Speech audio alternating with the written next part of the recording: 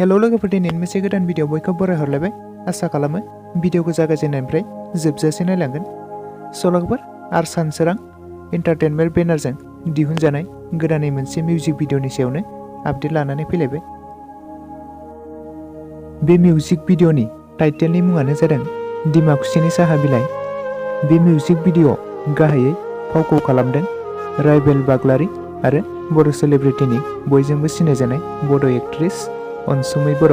बिथांखौथ' बयबो सिनायखायो। आरो बे मिउजिक भिडिअनि मेथाइखौ रोजाबदों सुजु, सेरजायाव दङ अनसुमा आरो फाखन। आरो बे मिउजिक भिडिअनि कनसेप्ट, डिरेक्सन, करिय'ग्राफिखौ खालामदों बिथां लिसान रामि बिथाङा। लोगोफोर, गोबाङानो बे मिउजिक भिडिअखौ नायनो थाखाय एक्साइटेड जानानै दंमोन। लोगोफोर, बे मिउजिक भिडिअखौ आर सानसोरां एन्टारटेनमेन्ट चेनेलाव थांनानै नायहैनो हासिगोन।